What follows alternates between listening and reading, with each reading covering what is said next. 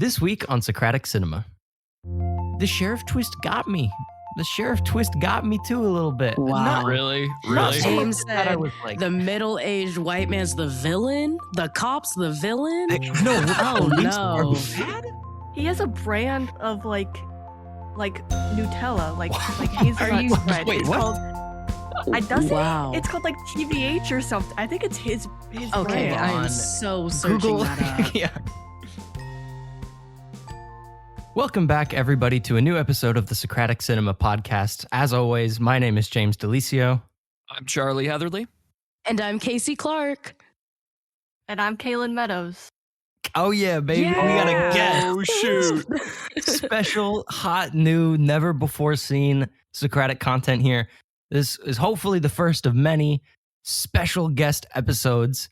Whoop, whoop. Today, we have with us in the virtual Discord studio the one and only Kaylin Meadows, video essayist, film scholar, letterboxed queen.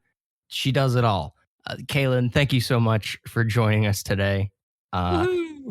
And if you don't mind telling the folks at home a little bit about yourself for those who don't know. Hey. Well, first of all, thank you for having me. So yeah, my name is Kaylin. I make video essays under the name Kiki Craze. So I'm kind of, I guess, more known by that name. My video essays basically cover anything I'm interested in, so film, TV, video games, whatever. And yeah, I guess I'm kind of just a big movie fan, I guess. That's like my biggest interest, and I'm also really passionate about like LGBT representation in media, which is why I chose am I allowed to say what I chose today? Oh, sure. Yeah, sure. Absolutely. Yeah, of course. Okay, I chose the Fear Street trilogy because yeah, I don't know, I just think it's awesome. And I want everyone to see it and hear about it and talk about it. Fair, absolutely. I know it was like a year ago, you were like, can Socratic Cinema do the Fear Street trilogy? And I was like, Yeah. maybe. But I'm so glad we're doing it because I really enjoyed the trilogy. But yeah, Kaylin, you've been featured in the British Film Institute Sight and Sound Best Video Essays of 2021 poll. You had a thing in like the Wolfwalkers Blu-ray box set. You've done some really cool stuff. So we're really excited to have you here. I know Charlie's resident Wolfwalkers fan, so we Yes, finally. Someone to lot of- connect with over this incredible film. Yes.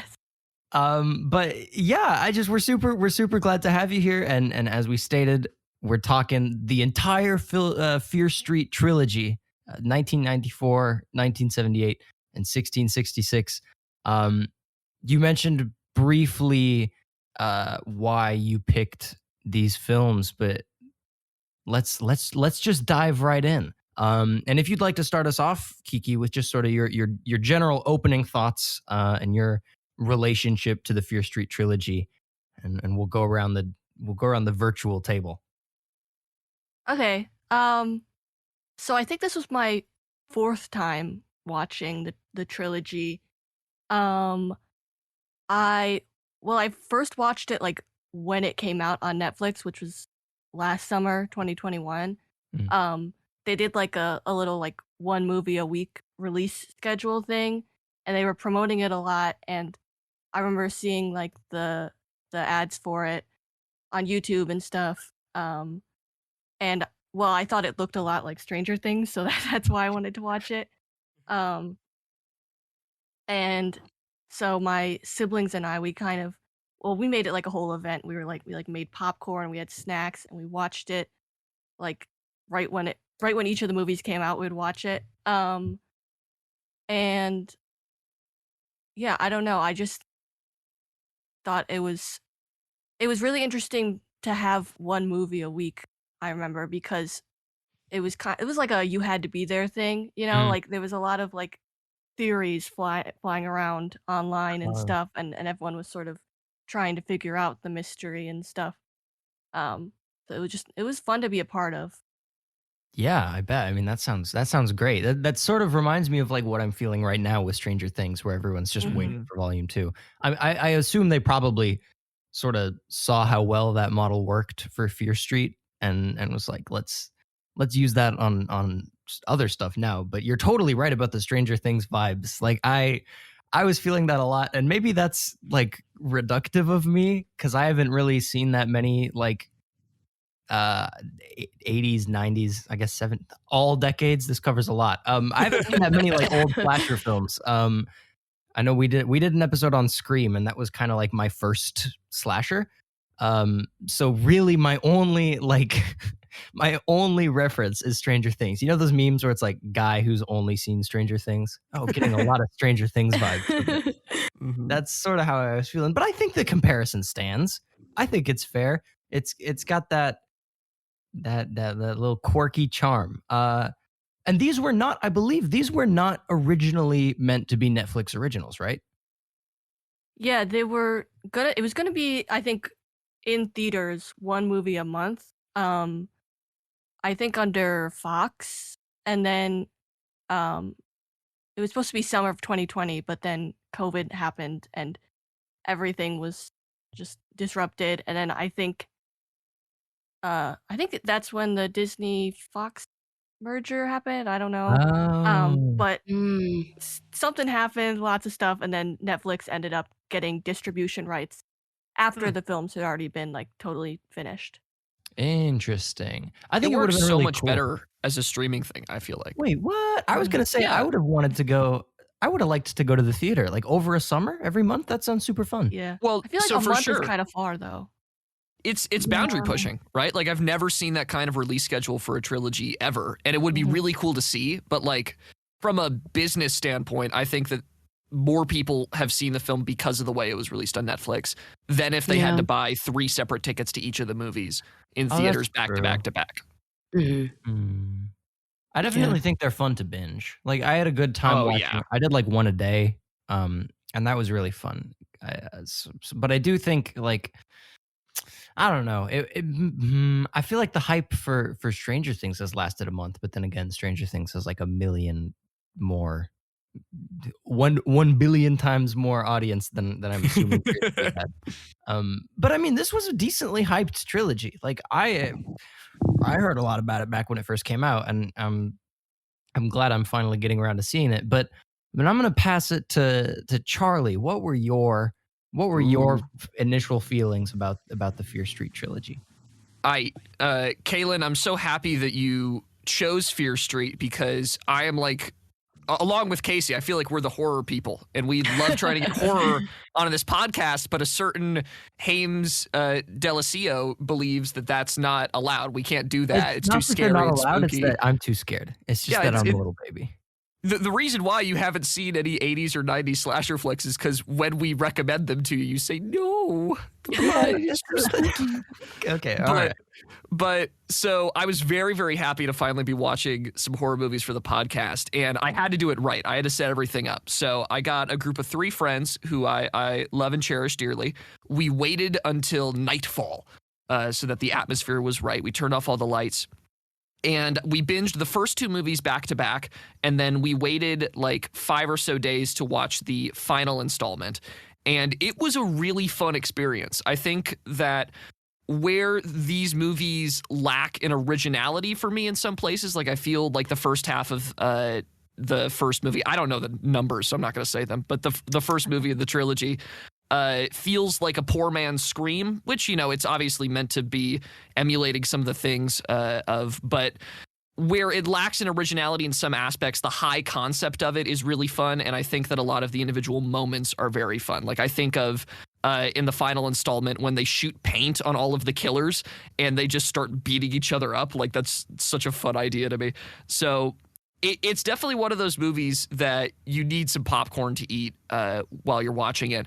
But it didn't have necessarily the depth or interest as other classic slasher flicks for me do. Like I think of Nightmare on Elm Street as like an absolute classic movie that I keep coming back to because of how inventive the scares were, how interesting that movie is. And I think that Fear Street maybe falters a little bit. but it was still a very fun experience to watch, and great to see some alphabet mafia representation in horror movies. As often, a lot of gay characters are killed off fairly early. It was great to have that as the main character, as the protagonist. So yeah, lots of cool, interesting things, but sort of a mixed bag for me. So I don't know. I'm interested to have my opinions challenged though as we talk more about it. Very interesting. Casey, Nice. Casey, what about you? I really, really enjoyed the trilogy. Similarly to Charlie, I watched the first two back to back, and then I waited a couple of days to watch the final installment. I didn't necessarily think that the trilogy was unoriginal. I'm the type of person that if your media makes me want to read or consume the media that it's based off of, then you're doing a good job. Like after watching all of these movies, I definitely was like, you know what, let me look up on Amazon some Fear Street books, even though they're like, middle school or like high school level reading. But it just seems like it would be something cool to read, and just to, because it's essentially Fear Street was Goosebumps for teenagers. It was a little edgier than Goosebumps. And I find that to be really, really interesting. I found the representation to be really, really great. I also didn't watch Fear Street when it came out, but the friends that I had, or the friends that I have, when it came out, they were similarly to Kaylin, they were there for it. So they got to do all the speculation, all the edits that were circulating around. And it was honestly it was a very great time just to see, especially from the outside looking in, but now kind of being able to watch the movies and be like, okay, yeah, that makes sense. And this is a type of movie that even if you see like the kills, because it did come out in 2021, so if you've been on the internet, you've probably seen Kate go through the bread slicer, and that was gruesome. But watching it in the movie, like seeing it before the movie, didn't really take anything away from me watching it within the movie. And I think that's a great like horror. That's like a horror win. Like I can see your kills out of context, and they're just made better within context. I feel like that's a great, that's a great horror achievement, if you will. There are some not necessarily, I wouldn't say that there are issues with the movies. I find that some of the acting at points is like, oh, okay. Yeah. But it's So true. But again, it's like, I feel like with the way that it's set up, because it's based off of all of these like, and we can say like they're classics, but they're kind of corny, so they're feeding into the corniness. So it really didn't like take away anything from me. And I would definitely think that there's, as Kaylin's proved, there's rewatchability out the wazoo. You can watch this with several other people. You can bring, and I don't think that it would take away from your experience being like with different friends, like, oh, let's watch this. Or with your family, with the if your family is really into horror and stuff, like, oh yeah, let's all watch this together. I overall I really, really enjoyed it, and I'm interested to see, especially with the twist was really interesting, but with the like cliffhanger that they left us on, if they're ever going to do anything with that. Oh yeah, we have to talk about that for sure, because I'm wondering. I was wondering that too.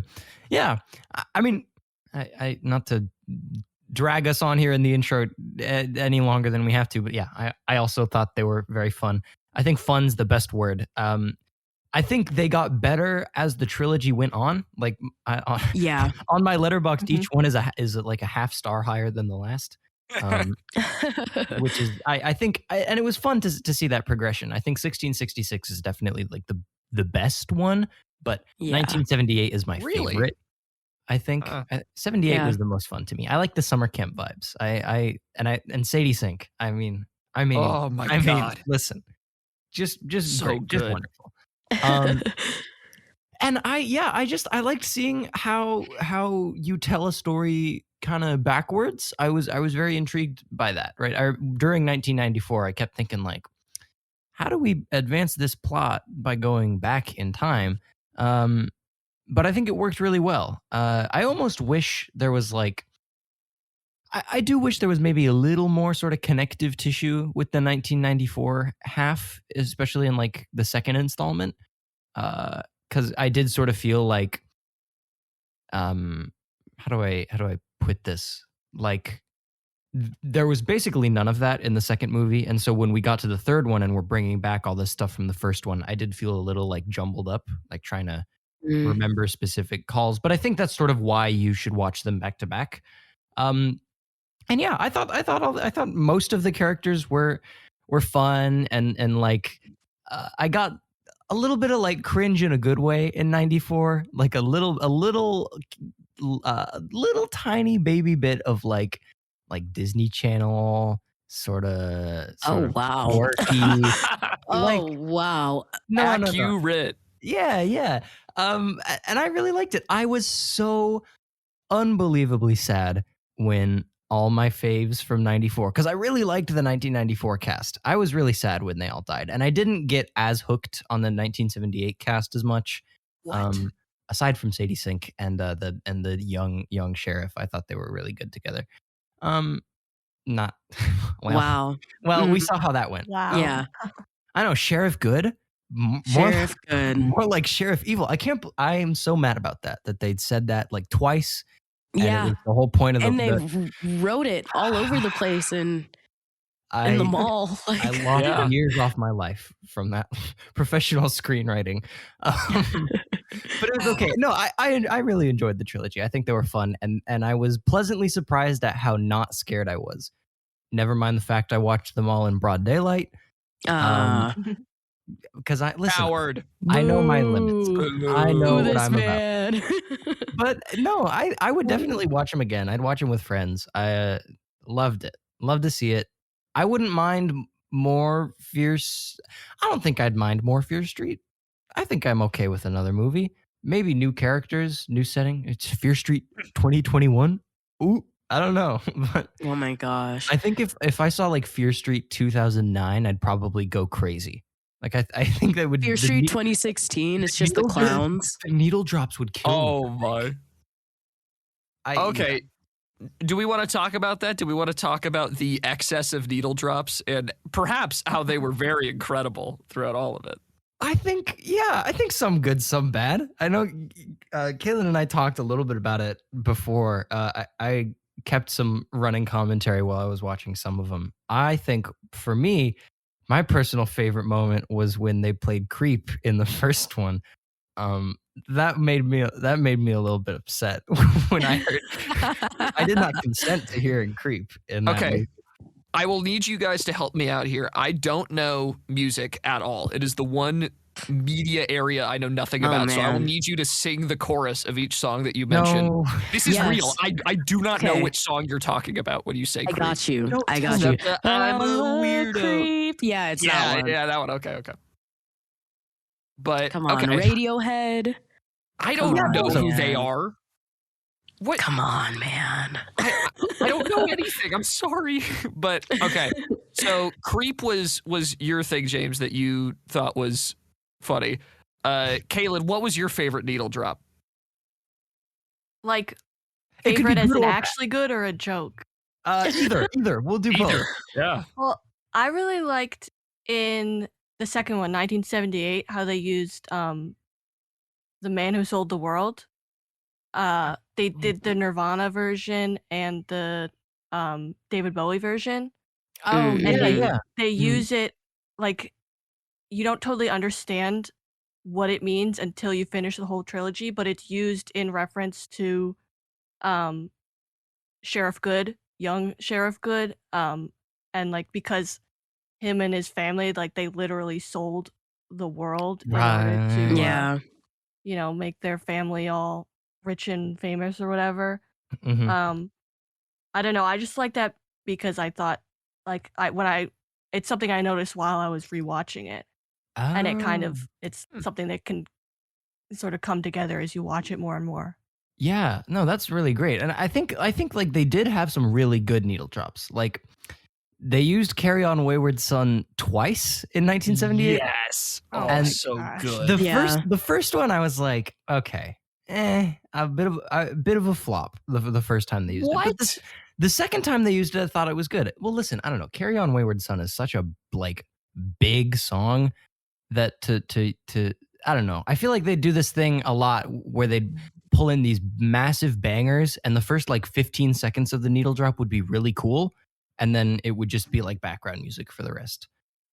Yeah, I have that's fair. I have one that I'd like to nominate. One that I'm mad that it wasn't in Oh, the yeah? movie, but um I think that 1978 should have had Psycho Killer by Talking Heads. Oh my which gosh. Oh, it's yeah. kind of overdone as a Mm. needle drop in movies, but also it came out in 1977. Oh, So that would have it's been like the Yeah, so it setting would have is been right. perfect. and the Yeah. and I the don't think vibes, yeah. Yeah, they clearly had a budget for all these other songs. I don't get why they couldn't get Psycho Killer in there too.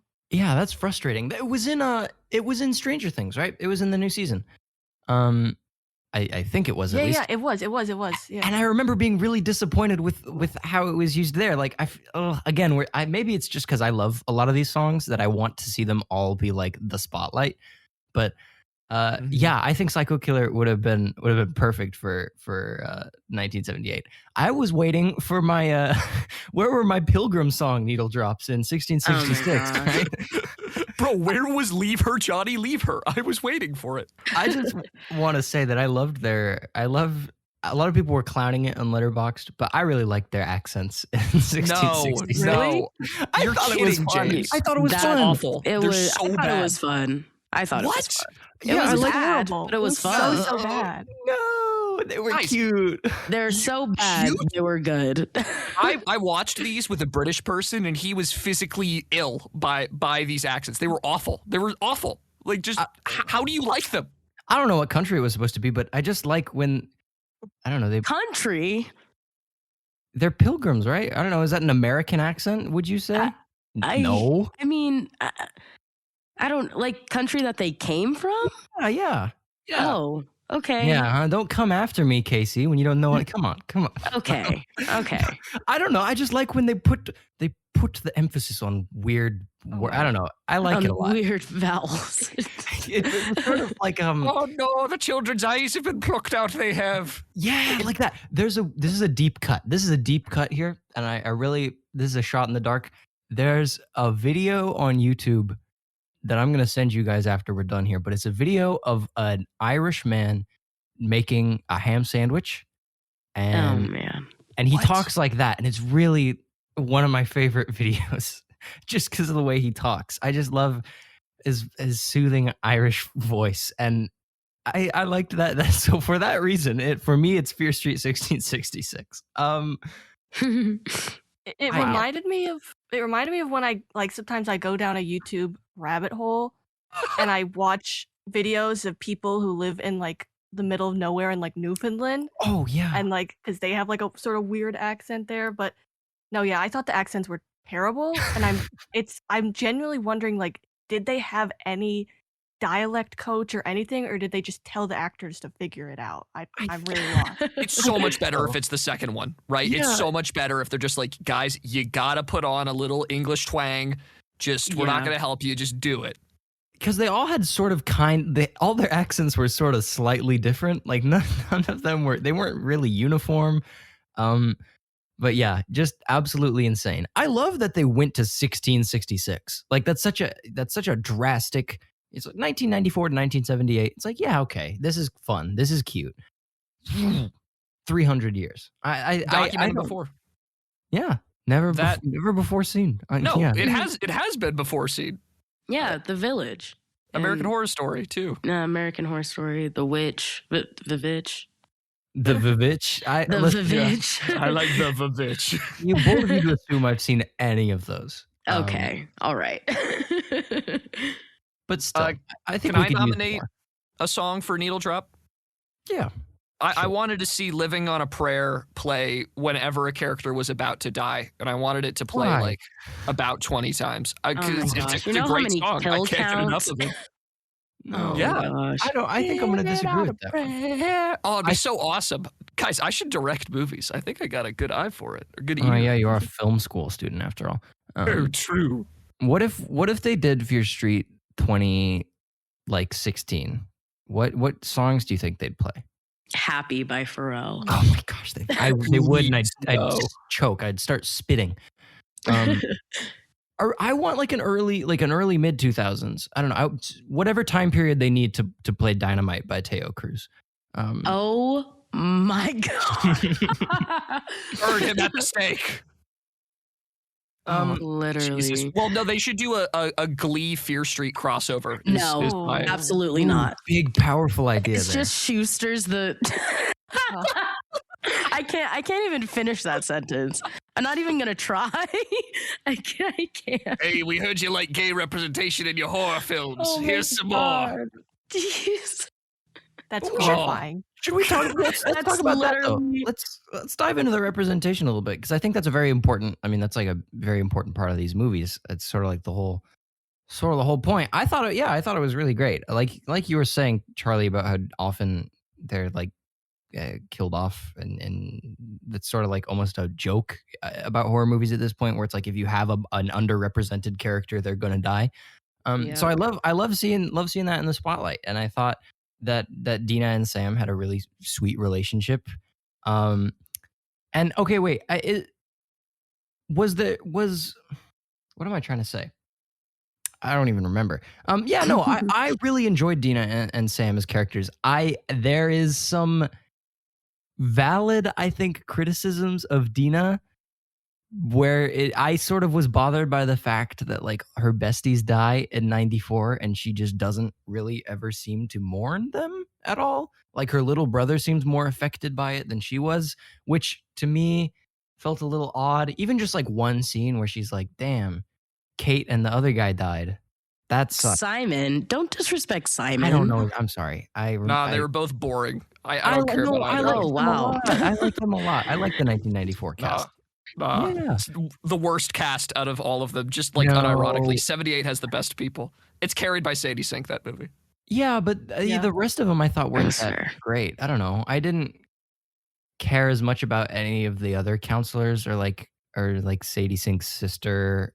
I don't know. I was in that. I love 1978 for Sadie Sink and young Sheriff Good and summer camp vibes, not the ensemble cast. Dang. I mean, what I really liked about 1978 was like you think that Cindy's the one that's going to survive, but it turns out to be Ziggy. I think that was like a really, really nice twist. But I understand that like the ensemble cast wasn't like I didn't really care about Alice that much.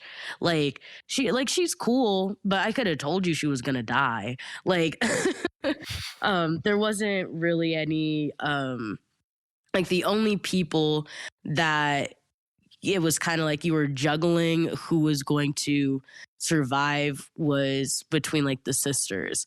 And I don't know. I found it interesting that it turned out to be the opposite sister that the movie was kind of building up surrounding around Cindy when really Ziggy was the one that was going to survive. Isn't that an awesome plot thing that this movie leverages? Like the fact that it goes back in time and it's like, well, you know that this future character has red hair and has a sister. Here's two redheaded characters that are sisters. Which Yeah. one lives? Both with the first name starting with C. So you don't know until like she's literally getting pulled out in a stretcher that her name's Christine. And you're like, oh. They do that a Yeah. lot. I got duped by this Yeah. movie a few times. I was also talking about it with Kaylin, where I, for some reason, in 1994, you don't see Sam for a while, and I remember You like, thought Sam was a dude. okay, yeah, I don't know why. Like What? I should have What? known better, right? Because when for some reason the writers, to quote Kaylin, the writers knew what they were doing, giving her an androgynous name. Like, of course, Yeah. like, Yep. the average, heteronormative audience member is totally going to assume that Sam's a guy. And so when Sam walks out and is a girl, even like knowing that this movie has really solid like lesbian representation was sitting there like, Sam's a girl? I just I don't know. No. I got sort of duped. from the second like the movie started and I heard Sam, I was like, yes, it was probably a girl. Like Yeah. it just No. It's Charlie smarter than me, saw I guess. Dina's More woke Doc than you. Martens, and he's like, Sam is a actually- girl. actually no. I saw like the stickers on Dina's notebook and I was like, yeah, no, probably. Ay. Oh Okay. my gosh. Can I say a little thing about Dina? Yes, because I- you were on the Dina hate train. Okay. I don't like doing this. I don't like saying negative things about people, right? I like being happy Oh, and yeah. positive. Hmm. But the actress for Dina, Kiana Madeira, not that good in this role. What? Kind I of not that disagree. good. I don't know. I disagree. That's I an don't- interesting take. That's a take for I- sure. Okay, all of the takes that I have here, I have like vetted amongst the three other people that I watched this movie with, and we all agreed Kate as Dina did not do, or sorry, Kiana as Dina did not do that phenomenal of a job.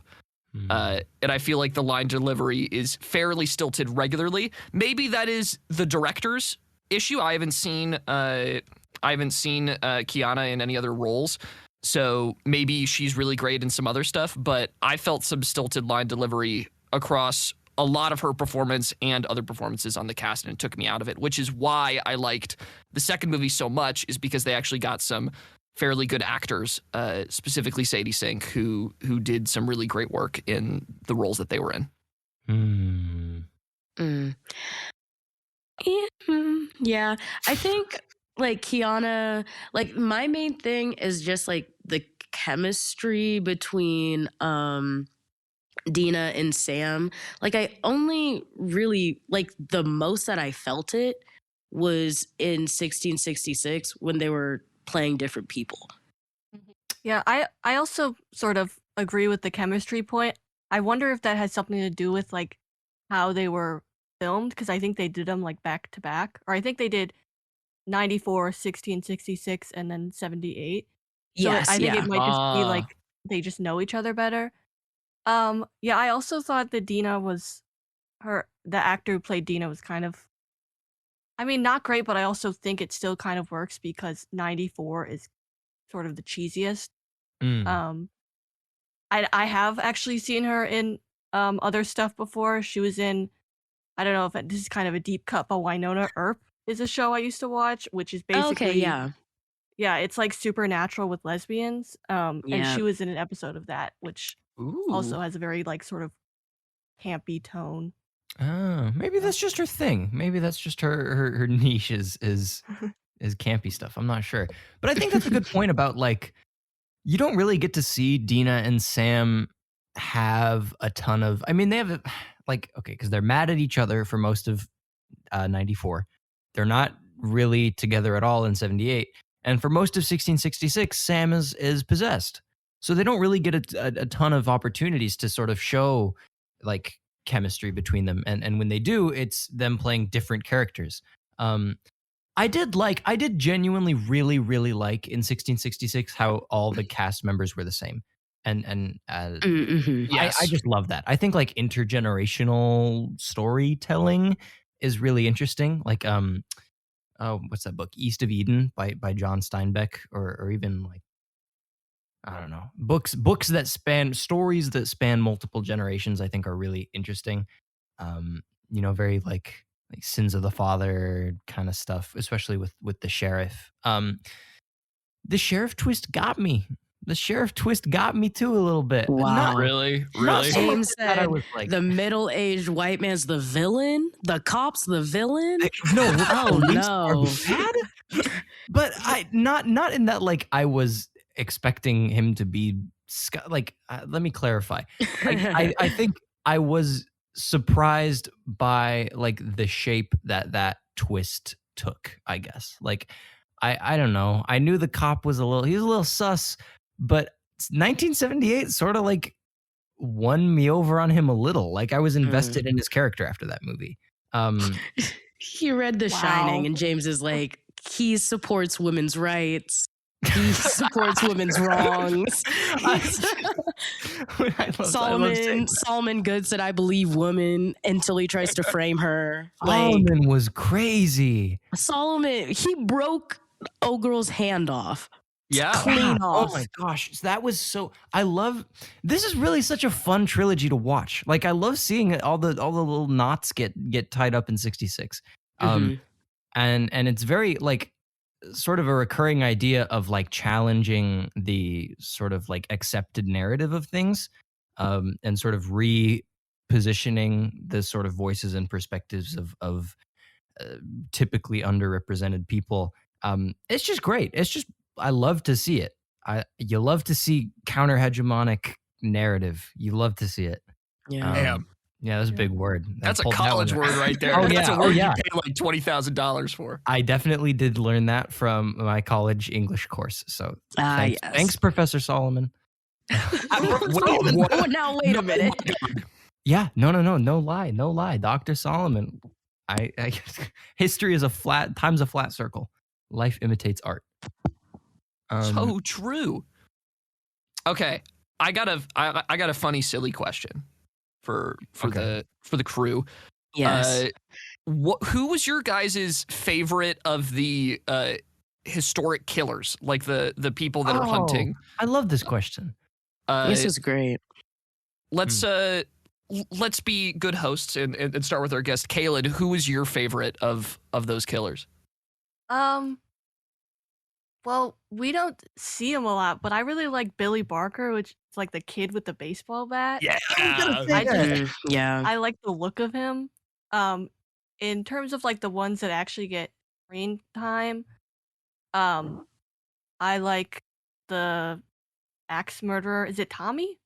Yeah, Tommy. I don't know any yeah. of the men's names. But I just thought I really liked. I just liked the look of him. He was like so scary, and there was a car outside. I don't know that. No, you're fine. You're fine.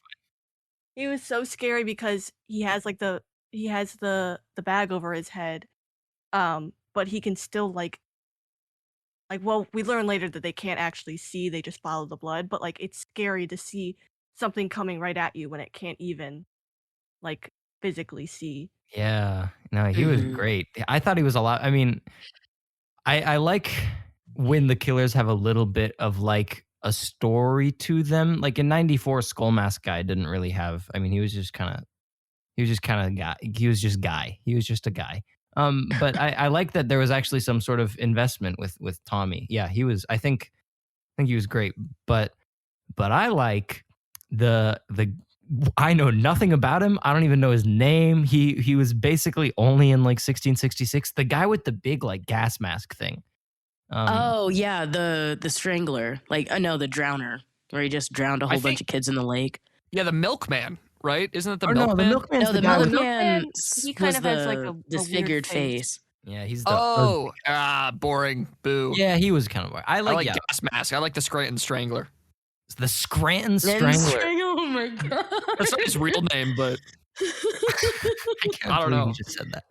Yeah, no, my favorite killer was the hash slinging slasher. Personally,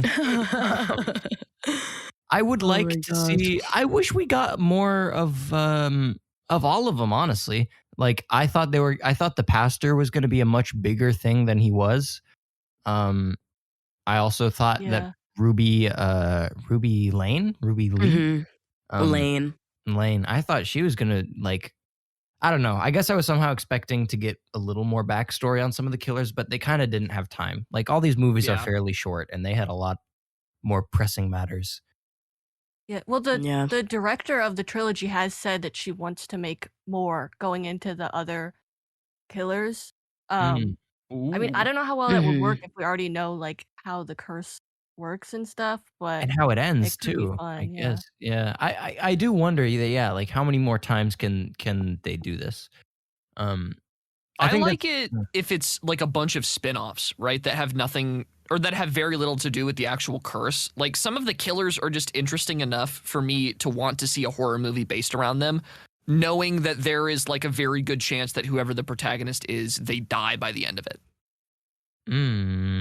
That's fair. Interesting. I don't know. I'm trying to. I'm very conflicted on how I feel about protagonist dies at the end in horror movies. Um, I don't know. I like seeing people succeed at things. It makes me feel good. But I just want to say, there's no way Ziggy Berman should be dead. Like, Oh yeah. I'm sorry, but if I got stabbed, like 25 times, I think I would simply die. It's Like, an ice pick, bro. An ice pick. and I love that Sheriff Goods comes in and he sees this girl with multiple stab wounds and is like, yeah, Starts doing CPR. chest compressions. Yes. Oh my god. That's And the what I'll fact do. that it works. Yeah, that was Oh a my little, god. The fact that they stabbed that woman with like 20 EpiPens? I was counting them. It was like actually yeah. 8 Yep. That EpiPens. was insane. What? Insane. Not even like not really in the heart either. Like Everywhere. just in her like at the top of her rib cage, like at the top of her breastplate. big Pulp like that. Fiction vibes. Like that cannot be correct. Yeah, that was a God. kooky plan. It's kind of insane of Dina to be like, yeah, friends, go die for Sam, who you all like don't really know. Like, No, that's, for real. I That was, love when people in plots make decisions that like they make sense for the sake of the story, but in real life to a rational brain, it's like, you're crazy. Like when when Mike and Dustin and are like, oh yeah, Lucas, skip your championship game to play D&D. That's insane. Like, that's Yeah. actually crazy of them to be like mad. No. Yes, it is. No, yes, bro, that is literally can't miss insane. a yeah, no, section, I'm dude. sorry. That's What? crazy. What are we It's doing? like, yeah, miss your championship basketball game to come play D&D with us. I'm sorry. I'm sorry. Are we not an adventuring party? I thought we had a lich Okay, to slay. I know you're trying Oh, hard here, Charlie, basketball. but there's no justification. I refuse. But yeah, no, Dina made some questionable choices. And I think really what I want is justice for Kate and Simon, because I really liked them. And I thought they were Yeah. very Was fun. the marquee not enough, James? The marquee. At the end, where they're like, R.I.P. the Oh. homies. Yeah, no, that's not enough. Could you name 2 character traits from each of those Kate- characters? for me? One From trait for Justice both of and them is Las Drugas. Yeah. Simon is the H word. Nope. Capital Not gonna- H. Kate is valedictorian and a cheerleader. Yeah, and she's trying These are to not character traits. do bad things to work her way out. Yeah. Boom. No, that's interesting. I like them Yeah. a lot. They were fun on screen. Overachiever, Mhm. subverting the narrative. Oh, okay, yes. So my point being, I think that these characters are so one-dimensional that it's hard to define a single like character trait or personality thing about them. Like, I can't tell you the difference between Simon and whatever her name is because they're just like No, paper people I to me. disagree. No. I don't know. I didn't care that they died. I'll defend them. Yes. All the people in 78, I can tell you character traits about. I Sheila? can't tell you character traits about the Name 2 things about Sheila. Which the one's bully. Sheila? Yeah. the bully. Is she? Oh, Oh, she's wow. a bully, right? Yeah. So she's angry. She harbors Oh, a wow. darkness Wow. inside of Okay. her. Yeah. This is really cool. I'm telling you character traits. When was the scene where we saw Sheila's- Sheila's motivations? Sheila's just evil. The first one when they try and hang that Oh, girl, yeah, that was that was crazy. That was a insane. crazy start to That What was is it with very the- crazy. The 70s and 80s and just like Lynching? and Oh, well, sorry. well, kind of. I mean, it's like, again, not to make another comparison to Stranger Things, but when I was first watching that season, this Oh is my our God. pseudo Stranger Things episode because we never did. Oh one. my god.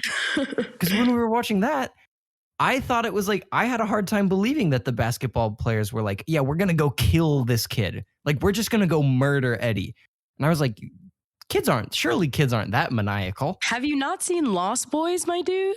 Well, and then now watching this, maybe they are. What? Because they were ready to murder Ziggy for just like being weird. I don't know.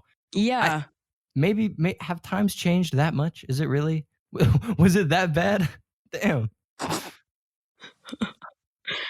It's possible. Yeah. I mean, they say the 80s were always better, but if your childhood is like roving bands of marauders trying to Yeah. attack you, I don't know. Much to think about. Kaylin, have you seen the horror movies that the movies are based off of or that they draw inspiration from? So like the first Fear Street movie being based off of Scream? Yeah, I mean, I've seen Scream. I kind of haven't seen a lot of the like 70s slashers. Like Friday the 13th. Yeah, I haven't seen Friday the 13th. That's Me fair. neither. Me neither, That's fair. bestie. I want to watch it so last badly. summer when I was watching these for the first time, that was like kind of when I was first getting into horror, because like I don't know, I realized they weren't that scary, and I was kind of just making myself scared whenever I put on one of those movies. Yeah, and also going back to Stranger Things, not to like, I don't know, compare women to their husbands, but the director of these movies is married to one of the Duffer Brothers. Really? Oh, What? No that is shot. so funny. Oh, wait. That's crazy. I had no idea. I wonder if they ever like swap ideas. You know, I always wonder Well, about those couples. yeah.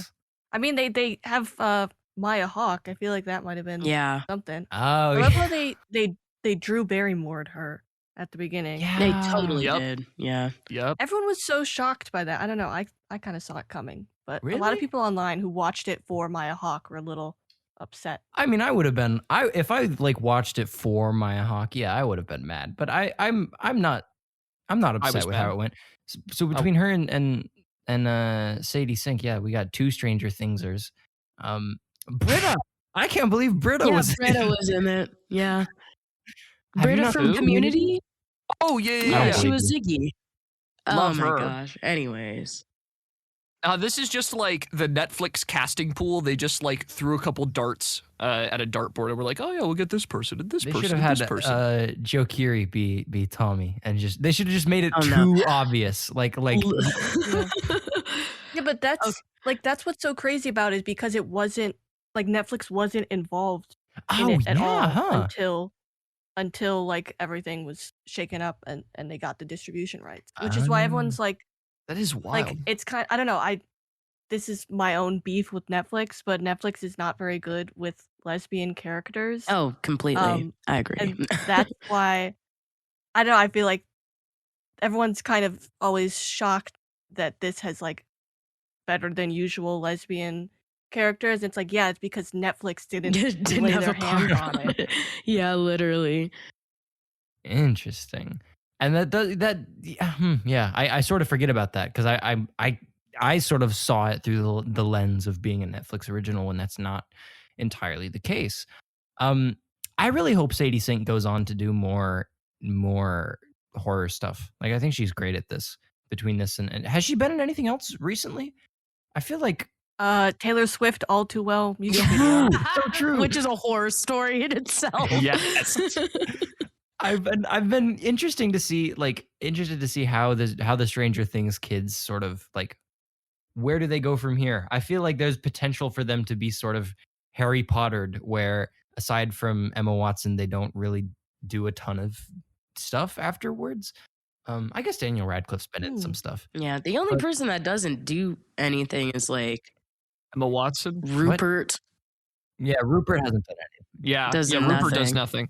Yeah, but no, the Harry Potter's kids, they do a Draco lot was of in stuff. Like The they're Flash for a couple of seasons. Okay, but like 4 people saw that. For real? Yeah, he was like the new forensic scientist in town. He was beefing with Barry for like, yeah. Did you watch The Again, Flash? don't ask me why. It's my brothers. Okay, sure, don't sure, ask yeah. me why I know this information. I just do. Because I mean, Caleb McLaughlin was in Concrete Cowboy. Cowboy. hungry. Banger. Yeah. Actually, just completely sort of average. Finn Wolfhard was in. Yeah, Finn very Wolfhard was in average. It, and then he was also in Ghostbusters, right? Has- Yeah. He was also He's in in a like lot of what's weird the random stuff. Goldfinch? Wait. Oh my gosh! Yeah. Yeah. Yeah, he's in the Goldfinch. He's in some TV show, I think. Finn's Noah been Schnapp been booked in- and busy. And he's in a band. Oh yeah, Finn's busy. He's probably. I feel like him and Sadie Sink are both. They both have a lot of stuff lined Millie. up. What else is Million? Oh, Enola Holmes. Enola, yeah. And she has a part 2 of that coming, but that's all I've really seen her Yeah. in outside of Has Stranger Noah Things. Schnapp done anything else? He has like Thank God. he has a brand of like Nutella, like Are hazelnut you- spread. wait, It's what? called does Wow. it? It's called like TVH or something. I think it's his Okay, brand. I am on. so searching Google, that up. yeah. Google, show me Noah Schnapp's Nutella. Riley, put it up on the TBH screen if we find it. Nutella. Oh my God! What? Wow. Vegan Created Nutella? by Isn't Noah Oh, Schnapp. Nutella already just vegan? one more thing to add Yeah, on to it's the. hazelnut. Isn't Nutella already? Maybe it's Well, it's extra probably vegan. not if this guy I don't know. I would. like their branding though. This is a nice shade of yellow. I don't know, Noah Schnapp. You're not giving me any more things to like you with. Vegan Nutella? Can I? Okay, but I don't know that Noah know about that Schnapp's. Okay, a little bit of a.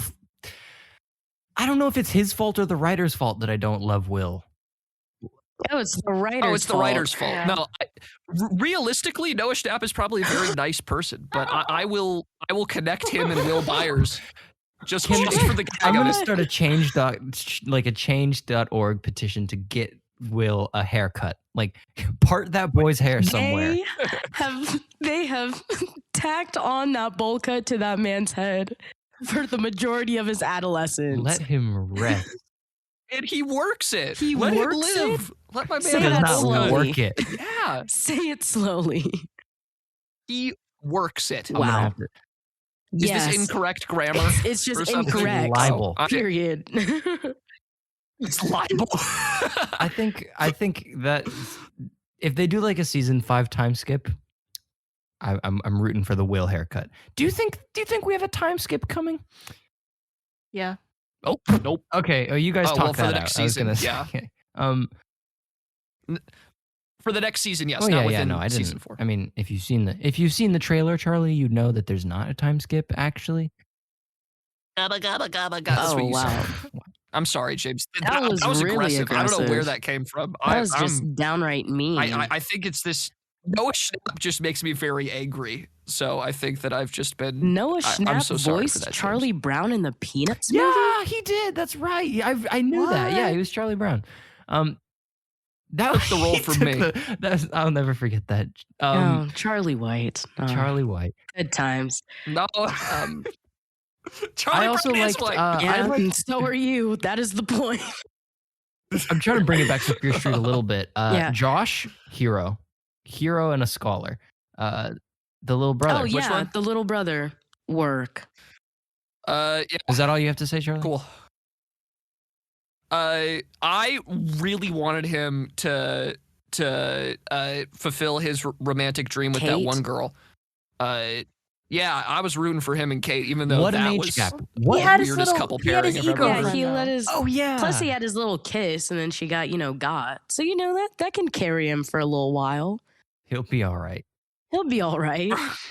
How old is he? Right, How old is he you know compared what? to That was a her? thought too. I think That he's was a for sure a freshman. thought. He's a freshman, but how old is his sister? Is she Like a senior? junior, a senior. How I old's don't know. Kate? I Are mean, we ready to have this conversation? I'm not liking that. I don't know. I'm looking at Benjamin Flores Jr., the actor who played the brother. I'm looking at his filmography, and there's some bangers in here. We got Happy Feet 2. We got Work. Ooh. Henry Danger, Yup. Oh, yes. Jurassic World Yes. Camp Cretaceous. Yeah, Oh, he's yeah. he's Oh yeah. a game changer for sure. Say Cretaceous. What, You know what? It's fine. What It's would you fine. say? We What can would you just say? keep. Wait, no, I'm actually we're gonna move on, confused James. now. We're gonna move on. Crete- No, we're gonna let your like Like mistake the just Cretaceous follow. period.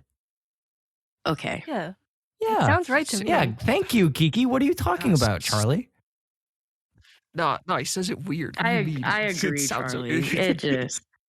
Cretaceous. Okay, Wow. this is Sorry, you guys are running out of. Alright. I think you're out of Alright, takes, and so okay. you're just resorting. to No, I bullying. have a take. Who do you think Okay, stole do the you wanna- book? yeah, go.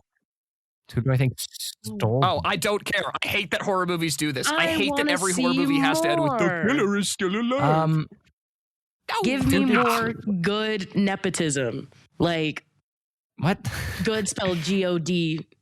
Oh, I was- Not like- No nepotism is good. except for but- Maya Hawke. Maya Hawke is the only good nepotism. Yeah. True, so true. Wait, so who did steal the book? I don't know. True. Let's break it down.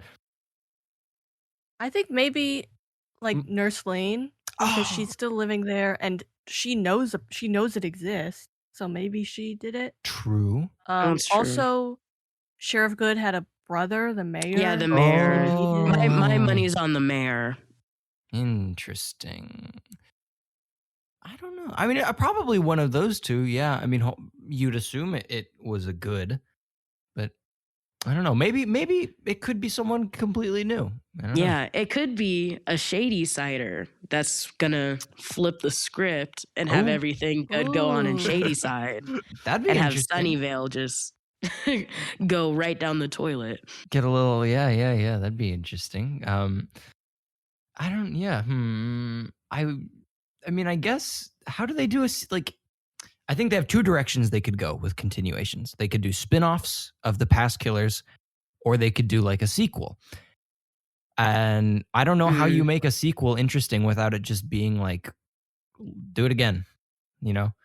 Like do Right, do yeah. the same Yeah. same True. story.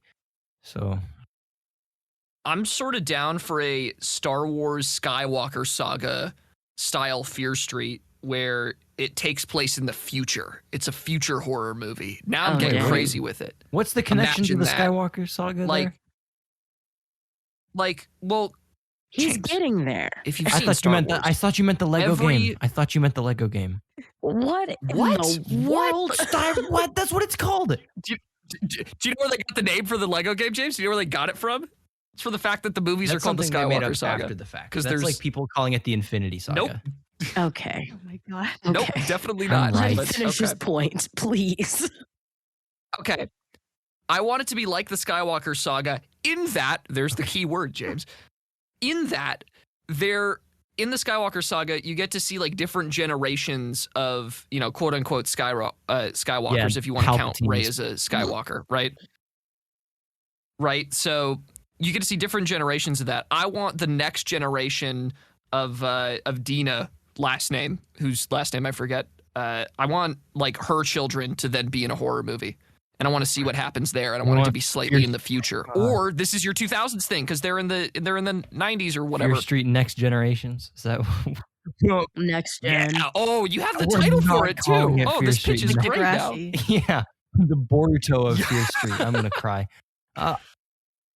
It's like Degrassi in that we get Drake for it as well. I can't wait till they play like God's Plan in Fear Street 2016. That would ruin me. Yes. I probably got that year wrong. Here's my issue. Here's my issue with the future Fear Street. I don't like horror movies where they have cell phones. True. I just feel like it ruins I'm it. with you. Oh, that's a good So- point. I don't know how they're gonna do that. Yeah, that's sort of very convenient, right? Like, because cell phones make it harder to have stakes a lot of the time. Because you like always have, I don't know, communication becomes way easier. Calling the police becomes way easier. Yeah, it's nice when they don't have that. Wait, oh my gosh, Fred Hetchinger, who played Simon. Guess what movie he's gonna be in, Charlie?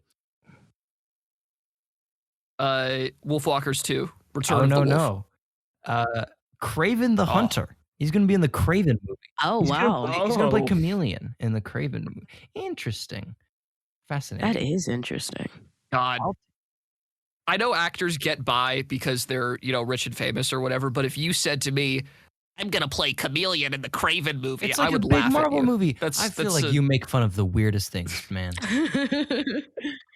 All I'm saying is if I play Chameleon in the Craven movie, that is a funky sentence. It's just weird to say. I guess. But But I'm glad that Simon is doing something other than being Okay. mediocre in this Oh movie. I'm my glad gosh. that there's tired of a future I'm for him. really getting tired of the hate. All the actors I make fun of, I'm so sorry. I don't do it because I hate you. I do it for the content, as it were. Mhm. I really wish they didn't kill. If Maya Hawke wasn't dead, they could bring her in for a sequel, but she is unfortunately dead. But I really like the kill that they did on her. I think it's cool that she wasn't the main person. Oh, that scene the first reminds movie. me of The Flies. Do y'all that Oh, I yeah. felt Those like were disgusting. I was proud of myself for noticing the thing with the flies. What? No, yeah, like Yeah. whenever someone's about to become fear streeted and turn into a killer, they get like a fly buzzes on them. That's like the Mhm. sign that the bad guy is Oh. coming. At least I think. And did they ever like explicitly talk about that in the movie? I don't know. No, it was just more about like the open wound that's in the center of the town that just Oh, has the all this like fleshy thing? festering. Yeah, that's I where guess like the flies come it from. was, yeah, it was covered in flies. So Oh, I that don't know. thing I was don't so know. disgusting. Audience member would have to be kind of stupid to not get that, Charlie. Don't you agree? Oh my gosh. I would also, I mean, to Yeah. completely derail that conversation, I would also like to make a request that in any future spin-offs or sequels for this movie, can we please keep the Ku Klux cosplay at home? Please. That was weird. Can Yeah, that we- was really I weird to am put in. begging you. Like but Casey, it's historically accurate to have the Satan worshiping. Like, I literally I stupid. I'm saw with you. like in the book I saw that big dunce cap looking thing. I'm like, oh no. I know where this is going and I don't like it. well, and here's the weird thing: like, race is treated very weirdly in this totally. trilogy because in Pilgrim Land, it's not mentioned at all, right? I'm assuming because it's like some sort of like heart hallucination where the people that she's seeing aren't actually like they Yeah. didn't look Right, like that yeah. back then, And or, she wasn't whatever. even looking Right? like, which is a weird thing because like it's flashing between like, at least for me, it was flashing between like this definitely at least half black person getting hung from a tree, but she's actually a white woman.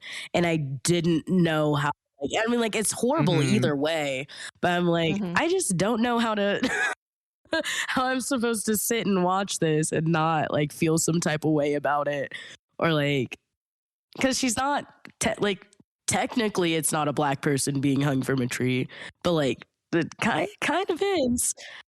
Okay, but if you have to say that at any point when you're defending something, I mean, technically, right? like, Exactly. Hmm. and even in the 90s, it feels a little weird to me. Like they sort of dance around the issue of there being racial tension with the police, and sometimes they play into it, and sometimes they don't. And I don't know. It just felt like a weird grayish area that they didn't explore in a satisfying way to me, Yeah. or they didn't like have a good answer to that Yeah, I question. agree. I feel like it was just like race and everything that would be like an extra element to why they're being persecuted is just kind of under the umbrella of, oh, they're just a shady cider, which is like, I mean, yeah, but Yeah, I mean, I think in general, the whole story, like while it's more specifically about like, like LGBTQ issues and representation and stuff, I think in general, the story can sort of be like, it's just on the whole sort of about like dominant, oppressive groups over,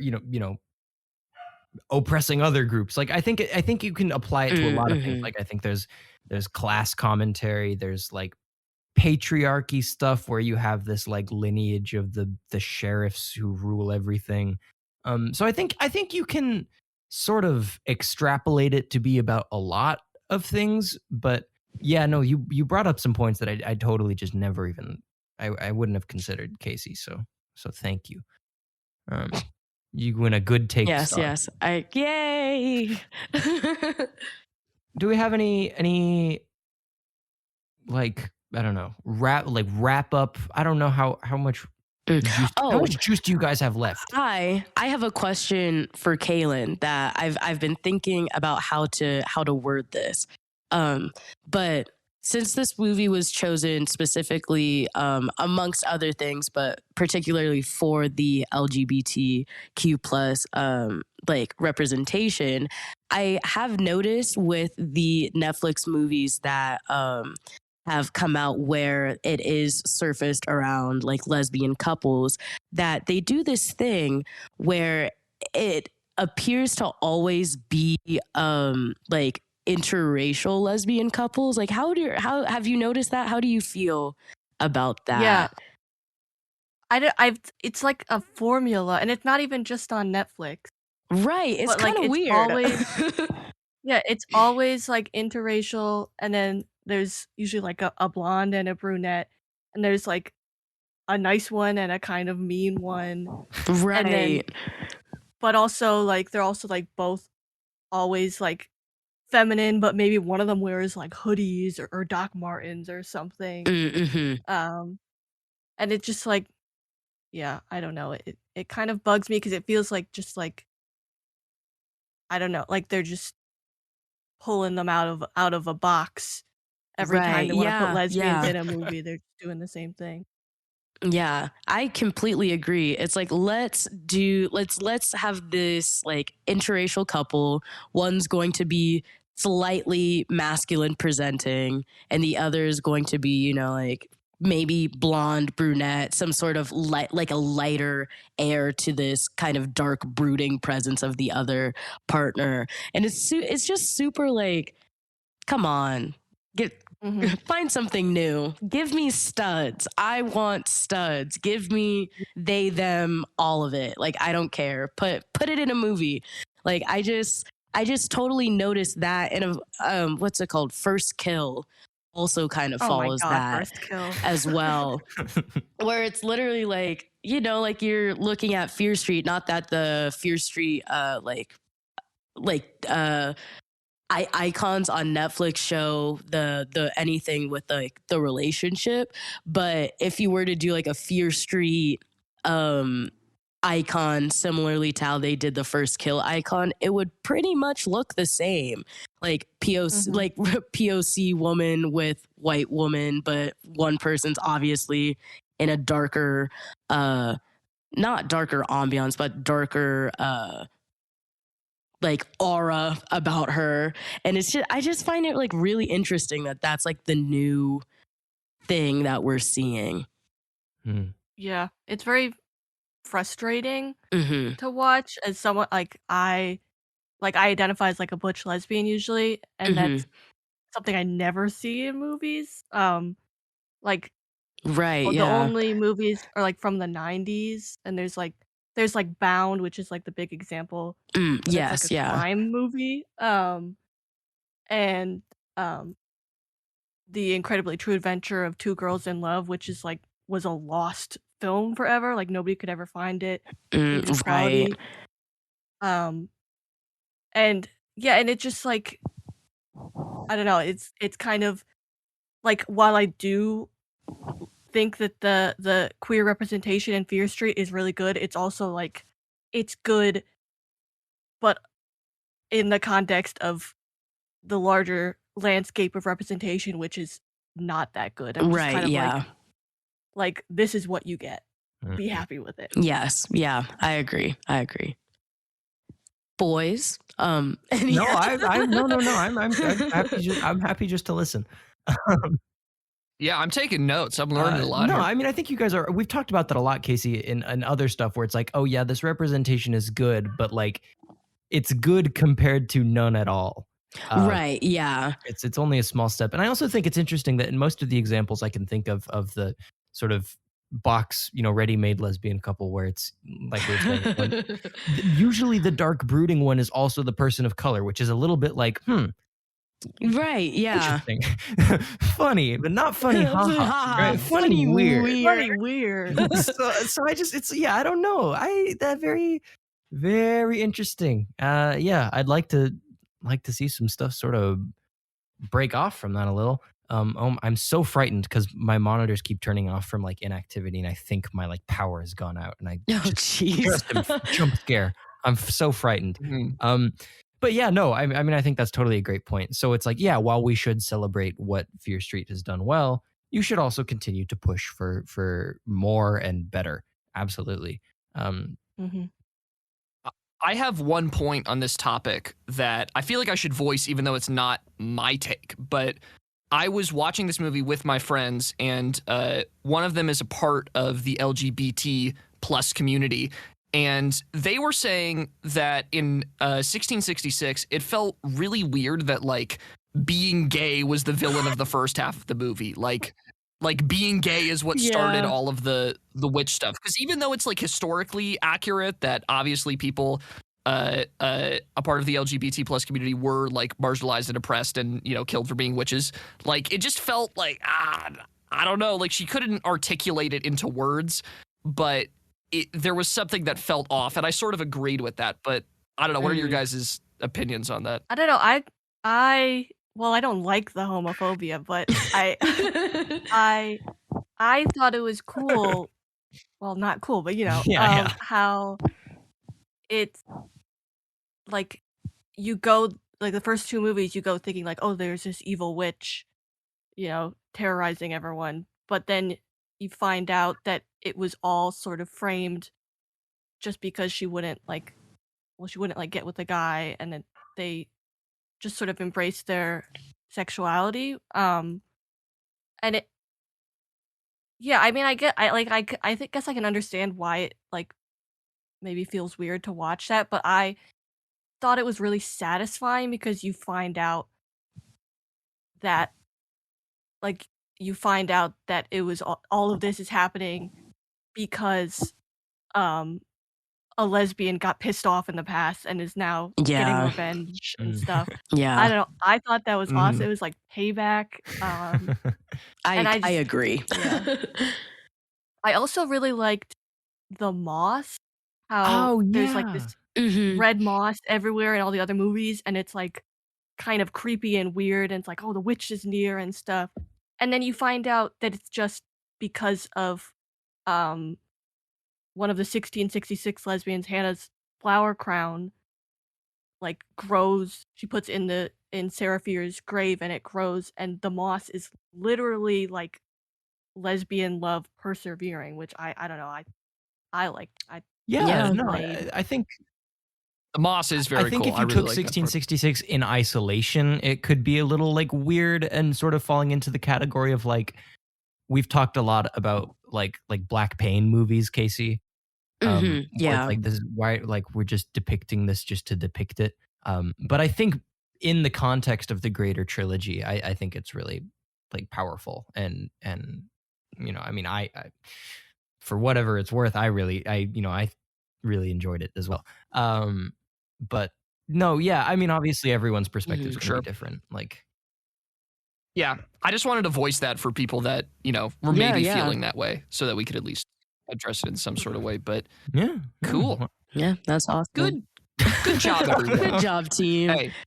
Hey, y'all get good take awards for me because I'm kind. Yeah, Charlie, you. I'll give you one. Thank you. Yeah. I Yeah. get one? Mm-hmm. Really? Oh my God. Yeah, of Thank you, course. Casey. Because I'm nice and kind and considerate and Oh, the Socratic Cinema power rankings have changed. yes. Actually, no, they haven't changed. Casey's been like 50 points ahead For a of long both of time. us Yeah, I for know. for 6 seasons That's straight. what kindness gets you. The real takes were the friends we made along the way. But I think we covered a good healthy scooping of Fear Street with a dash of Stranger Things on the side. Once again, Kiki, Kaylin, thank you so much for coming on the show. This was really fun. I had a really great time chatting. I feel like we got to talk. Yes. We got to talk more movie for sure. Mhm. Wolfwalker's next. Yeah. Yes, please. But yeah, thank you again so much for coming on the show. This has been a real pleasure, and yeah, I think I speak for all of us when I say that this was a lot of fun. Yeah, Thank you for having Yeah. me again. yeah, of course. Yes, and of for course. everyone at home, go subscribe to Kiki Crazed on YouTube. Go ahead and you can plug whatever you want to plug. I'm going to the spiel zone in a second here. So you get your plugs into Twitter, whatever you'd like people to do. Yes. Yeah. Where can we find you? Well, my YouTube and my Twitter are Kiki Craze. And then my letterbox is Kaylin, which if you're just listening, it's Queline. Yeah, follow me on Letterboxd. I love writing reviews that are just what I did that day and nothing about the movie at all. So Yeah, Kaylin's letterboxd is the most entertaining part of my feed. It's great. I highly recommend it. My favorite was when you dropped a Toca Boca Salon reference in one, and I did Love a it. backflip. But yeah, now on the Socratic end, and we'll have links to all those in the description. Absolutely. Kiki's got great video essays.